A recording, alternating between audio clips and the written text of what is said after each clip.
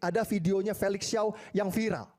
Tahu nggak, di video itu intinya Felix Xiao dia bilang gini, intinya di video itu Felix Xiao mengajak agar jemaatnya dan seluruh penonton videonya tidak usah percaya sama Iran. Gak usah percaya sama Iran lah, Iran gak bisa dipercaya.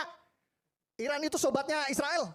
Felix Xiao ini memulai karirnya dari organisasi yang namanya Hizbut Tahrir. Hizbut Tahrir itu adalah organisasi khilafah yang markas besarnya di London.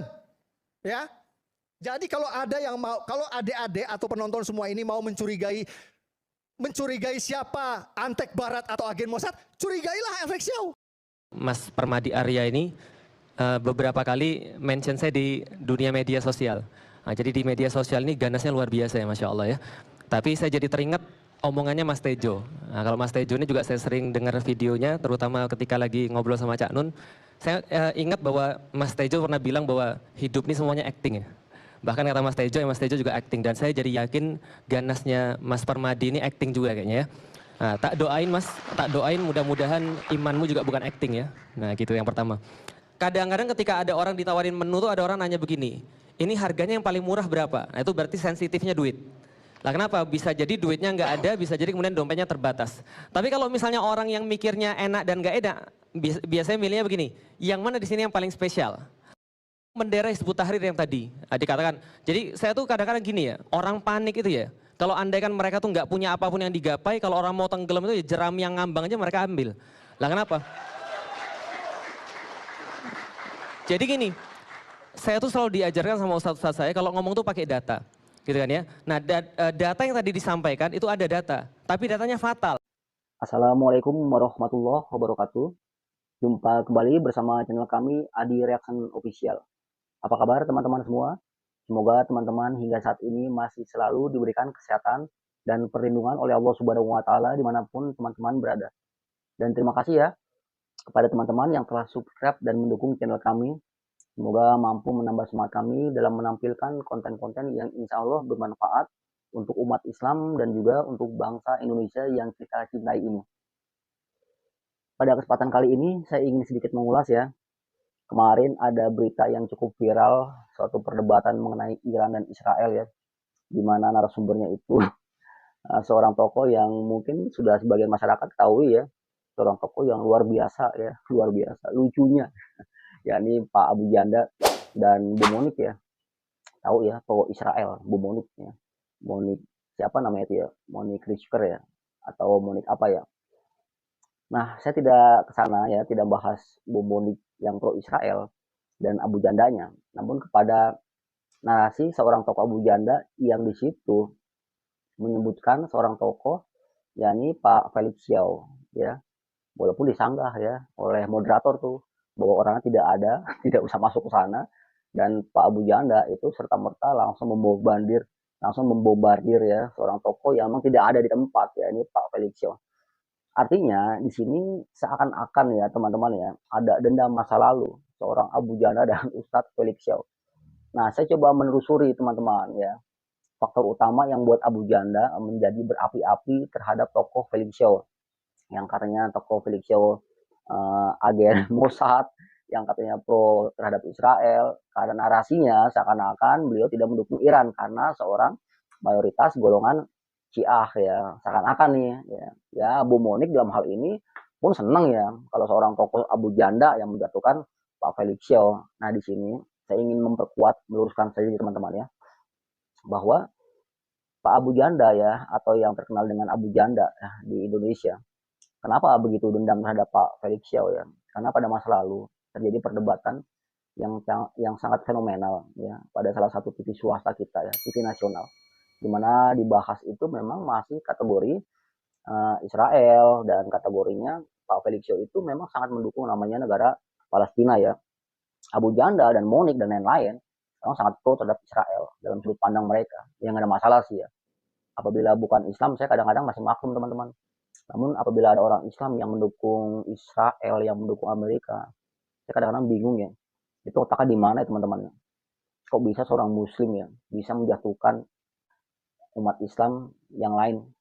Kok bisa tidak mendukung Palestina merdeka ya?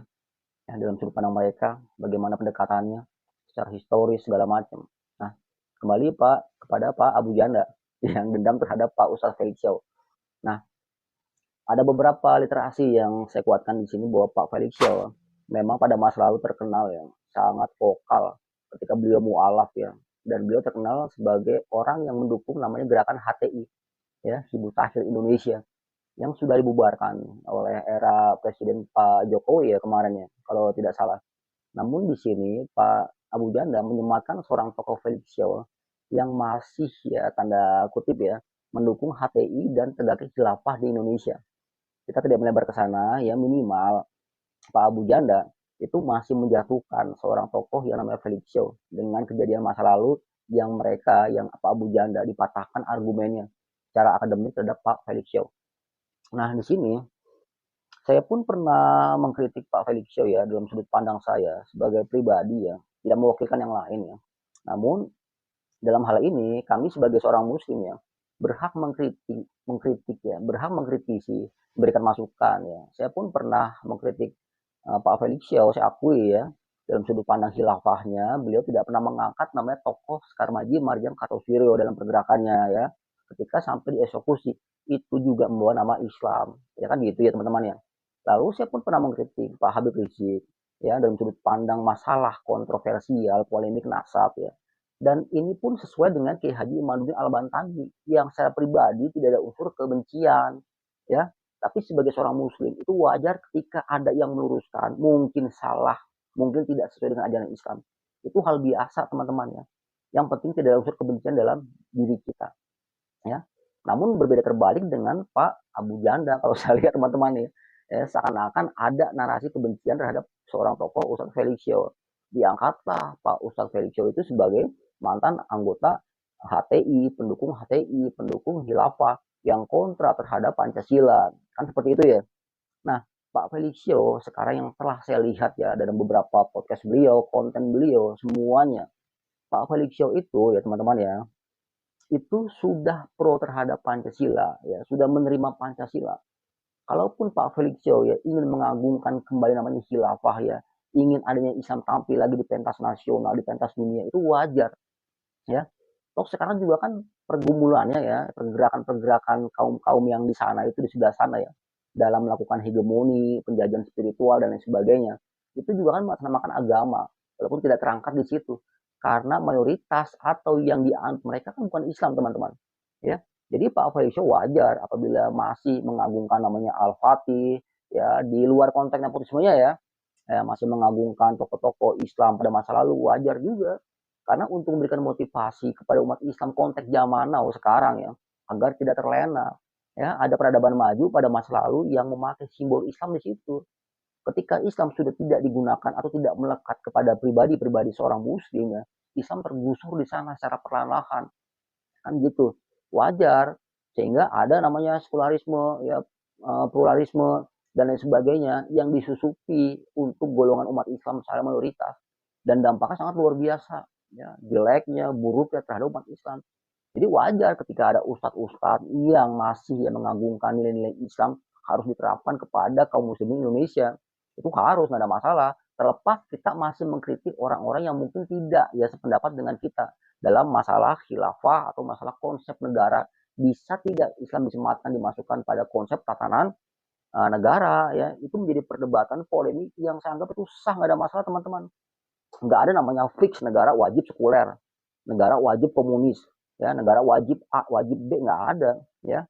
Namun ketika suatu negara memakai konsep-konsep yang secara ideologis mungkin berdekatan dengan agama, itu pun nggak salah. Secara narasinya mereka memang bisa dipertanggungjawabkan, nggak ada masalah. Amerika kalau kita bilang ya kita mau berpendapat sebagai negara Kristen ya mungkin tidak terima. Kristen tidak menyematkan Amerika sebagai negara agama, oke ya nggak masalah. Tapi penganut dari seorang tokoh pemimpin yang mayoritas itu negara agamanya apa? Ya kan pasti beragama. Ya, mereka tidak beragama, ateis, emang mayoritas, kan nggak mungkin. Ya, dan pembuktian di muamalah, pembuktian di lapangan itu membuktikan kebenaran dari suatu agama secara mayoritas mudah. Ya mungkin teman-teman ada ya narasi-narasi liar yang berkembang sekarang ya. Kok bisa ya negara dengan mayoritas muslim itu kok banyak korupsinya ya? Pernah dengar nggak narasi liar seperti itu? Ya, oke kita apple to apple ya. Kalau kita bandingkan, kenapa di negara Eropa ya, yang mayoritas bukan negara muslim penduduknya. Siapa yang melakukan tindakan-tindakan korupsi? Siapa yang melakukan tindakan-tindakan asusila? Ya, oh agama jadi masukin dalam dalam hal itu segala macam. Wah, bullshit itu, nggak masuk akal. Antum bisa menghancurkan Islam dari dalam ya dengan narasinya. Kenapa kita harus diam? Kan gitu. Nah, sekarang umat Islam yang aku umat muslim yang aku ya bertuhan Allah Subhanahu wa taala, namun tidak mendukung ya gerakan-gerakan Islam itu pun perlu dianalisa otaknya teman-teman tuh. Ya. Kalau dibilang pro Israel sebagai seorang muslim itu kan agak aneh tuh dalam sudut pandang historis. Ya. Kalau bukan umat Islam wajar ketika mendukung Israel, ketika mendukung Amerika dan sebagainya. Tapi sebagai seorang muslim kita agak aneh dengarnya ketika tidak mendukung ya saudara kita sendiri di Palestina, bagaimana masyarakat dibantai, bagaimana orang yang mengambil makanan bisa dibunuh, ya. Bagaimana hingga saat ini Palestina nasibnya sangat luar biasa, nestapa teman-teman, ya. Kok bisa kita mendukung Israel dengan sudut pandang yang mungkin tidak bisa dibenarkan secara historis, ya. Israel negara pilihan Tuhan, Israel ini, Israel segala macam, ya. Agak aneh dengarnya. Sedangkan nama Israel itu ada kapan? Tahun 48, ya. Sejak mereka mendirikan negara namanya Israel di tanah Palestina. Itulah pentingnya teman-teman tuh. Kalau negara sudah kuat, sudah punya senjata, sudah punya kekuatan, mau menjajah itu mudah saja, ya. Makanya sampai saat ini Israel mungkin ya tidak bisa terkalahkan karena ada backup di belakang, ya. Negara yang bermuka dua, ya. Yang bermuka dua dalam hal ini Amerika Serikat, ya. Ketika ada golongan-golongan Islam yang mau naik atas nama Islam, ya, biasa dihancurkan sama Amerika tuh, ya nggak mungkin diem. Nah mereka punya kaki tangan di seluruh dunia, bagaimana caranya Islam tidak bangkit di suatu wilayah yang negara mayoritas Muslim. Diterapkanlah sistem namanya sekularisme, dipisahkanlah agama dan negara, jangan sampai agama masuk dalam tatanan wilayah negara. Tujuannya apa? Tujuannya agar agama tersebut tidak terangkat kebaikannya, kebenarannya, gitu loh teman-teman loh. Sedangkan sisi lain manusia ketika berbuat baik, berbuat benar, itu dasarnya adalah konsep ibadah, konsep agama. Ah, tanpa agama pun kita bisa jadi orang benar kan? Dahulu nggak ada agama, orang bisa bisa baik, bisa benar segala macam. Itu relatif teman-teman, ya. Sedangkan konsep agama itu konsep yang tidak hanya bisa hidup ya berdampingan, hidup berdamai dalam konteks dunia saja teman-teman. Tapi mengarahkan bagaimana hidup tujuan masa depan itu ada konsep dalam agama. Dan itu komprehensif ada di Islam. Makanya hingga saat ini Islam masih ya, menjadi pengganggu katanya bagi orang-orang sana ya. Bagaimana Islam menjadi ya suatu yang dirasikan sebagai agama yang cenderung ya, cenderung radikal, cenderung ekstremis. Kenapa? Karena mereka sadar ya, hanya Islam lah yang mempunyai nilai kebenaran yang hakiki. Jangan sampai Islam tampil, apalagi wilayah negara yang secara mayoritas ya, itu bisa membawa nilai-nilai agama tersebut apabila dipakai dalam sudut pandang negara. Kan gitu. Ya, sekarang kalau kita melihat ya, jangan apa korupsi, jangan melakukan tindakan tercela segala macam karena tidak sesuai dengan kemanusiaan segala macam. Lah, setiap agama kan mengajarkan kebaikan kan, tunjukkan agama you bahwa memang agama you tidak boleh koruptor, apapun agamanya. Ya, simpel aja teman-teman. Nggak usah menyudutkan Islamnya. Karena mereka punya tujuan jangka panjang, bagaimana Islam bisa diruntuhkan dan mereka sadar Islam nggak bisa diruntuhkan. Makanya dengan cara pakai tangan di negara tersebut. Mereka memakai kaki tangan di negara tersebut ya, yang pro terhadap mereka. Salah satunya itu tokoh yang mengkritik Pak Felix Xiao, yakni Abu Janda ya, dan lain-lain ya. Makanya Abu Janda itu hingga saat ini masih dendam terhadap Pak Ustadz Felix Xiao yang dendam masa lalu ketika Pak Abu Janda dikalahkan ketika berdebat dengan Pak Ustadz Felix Xiao dalam sudut pandang sejarah dan lain sebagainya. Nah, di sini saya sayangkan harusnya Abu Janda ya apabila ingin mengkritisi Islam ya, entah itu masalah cadar, masalah syariat, kita harus objektif melihat sejarah masa lalu ya secara akademik ya, tidak asumsi ya. Sehingga apabila kita mungkin mengkritik satu tokoh dalam hal ini Ustadz Felix Xiao ya, jangan melihat Ustadz Felix Xiao itu sebagai bagian dari orang yang bukan Islam ya. Beliau mu'alaf yang sudah bagian dari saudara kita sama muslim. Kalau kita mau mengkritik ya kritiklah sudut pandang pemikirannya ya, dengan dinarasikan kebenciannya sehingga masih hingga saat ini beliau disematkan sebagai tokoh radikal. Nah, kita harus objektif dalam hal ini. Ya, teman-teman ya. Kita boleh mengkritik siapa aja sebagai seorang muslim, gak ada masalah. Itu untuk membangun jiwa kita, membangun peradaban kita, membangun pemikiran kita, mungkin kita bisa salah sebagai manusia, wajar aja dikritik, nggak ada masalah. Namun Ustadz Felixio yang saya anggap hingga saat ini, ya, terlepas dari saya pernah mengkritik Ustadz Felixio, beliau sudah tidak Ustadz radikal dan memang bukan radikal, gitu loh. Memang bukan radikal. Tahu nggak kalian makna radikal, kalimat ekstremis, ya, kalimat lain-lain yang menunjukkan Islam dari mana sih? Pernah nggak berpikir?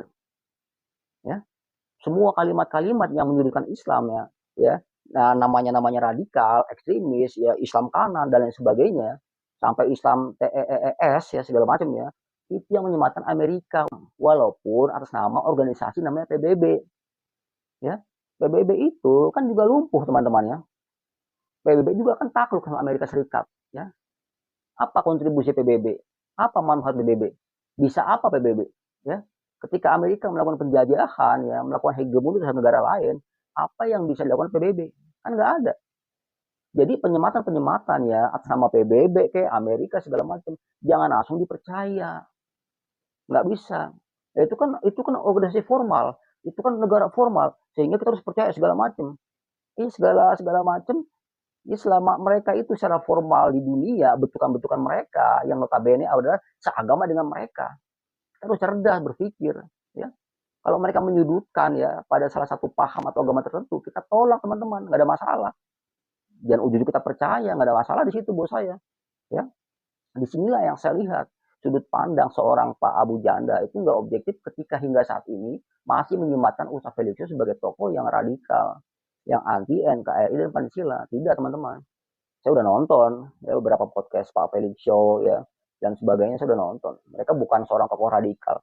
Dan ketika beliau disematkan tokoh radikal pun saya nggak setuju sebetulnya. Terlalu jauh, terlalu nggak masuk akal, ya. Kalau mau jujur, ya, karena radikalisme, ya, ekstremisme dan sebagainya, fundamentalisme yang disematkan, ya, untuk golongan tokoh Islam itu yang menyematkan namanya Amerika Serikat yang notabene adalah bukan seorang Muslim atau penganut agama Islam. Jadi wajar mereka punya dendam sejarah terhadap Islam pada masa lalu. Kan gitu, ya. Bagaimana Romawi hancur, ya, bagaimana imperium kita Turki Utsmani pada masa lalu bisa, ya, melakukan suatu hegemoni dengan cara yang baik. Ya, mereka tidak mau Islam jaya kembali. Dihancurkanlah Islam dengan kata-kata seperti itu. Ya, paham, teman-teman, ya. Ya, semoga Pak Abu Janda, ya, tidak memberikan narasi-narasi liar lagi kepada Pak Ustadz Felixio yang sangat kontradiktif dan tidak sesuai secara akademik, ya. Namun Pak Abu Janda memang akan, ya, diikuti atau akan disanjung oleh tokoh-tokoh, ya, di luar Islam. Itu bagus lah kalau mereka punya niat seperti itu, ya. Karena bukan berarti mereka juga sangat pro terhadap Pancasila, nggak begitu, ya. Ingat, ya, ketika orang-orang yang menjatuhkan Islam, ya, seakan-akan pro, sekarang cinta terhadap Pancasila, ya. Ingat sila pertama Indonesia, ya, di Pancasila itu, ya, ketuhanan yang Maha Esa. Sudahlah, Esa itu satu, konsep satu ada di Islam, namanya tauhid, ya, la ilaha illallah. Demikian, teman-teman, ya, ulasan singkat dari saya. Apabila ada kata-kata saya yang kurang berkenan, saya mohon maaf. Jumpa kembali pada channel kami berikutnya. Assalamualaikum warahmatullahi wabarakatuh.